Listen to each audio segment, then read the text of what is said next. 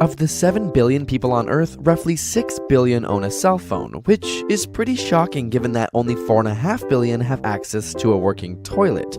So how are these popular gadgets changing your body and brain? If you're looking down at your phone right now, your spine angle is equivalent to that of an 8-year-old child sitting on your neck, which is fairly significant considering people spend an average of 4.7 hours a day looking at their phone. This, combined with the length of time spent in front of computers, has led to an increase in the prevalence of myopia or nearsightedness in North America. In the 1970s, about 1/4 of the population had myopia, where today nearly half do, and in some parts of Asia, 80 to 90% of the population is now nearsighted. And it can be hard to put your phone down. Take for example the game Candy Crush. As you play the game, you achieve small goals, causing your brain to be rewarded with little bursts of dopamine, and eventually you're rewarded in the game with new content. This novelty also gives little bursts of dopamine and together create what is known as a compulsion loop, which just happens to be the same loop responsible for the behaviors associated with nicotine or cocaine.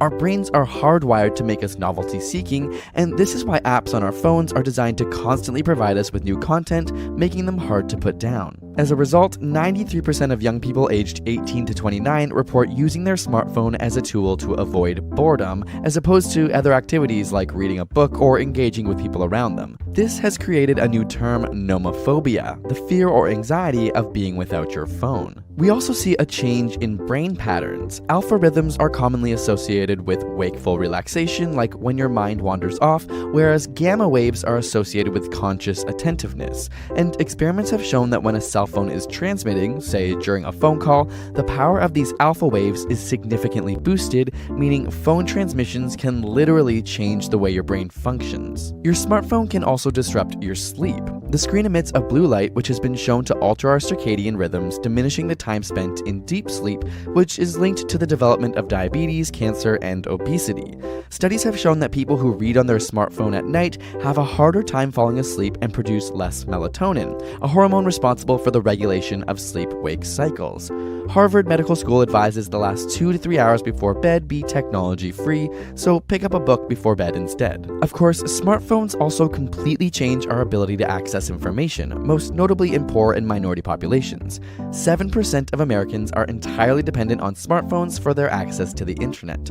A 2014 study found that the majority of smartphone owners use their phone for online banking, to look up medical information, and searching for jobs. So while phones are in no way exclusively bad and have been part of a positive change in the world, there's no denying that they are changing us. But many successful people have now decided to take smartphone vacations in order to increase productivity. In our new ASAP Thought video, we break down the top 6 reasons you should take a smartphone vacation and how it could benefit your life right now.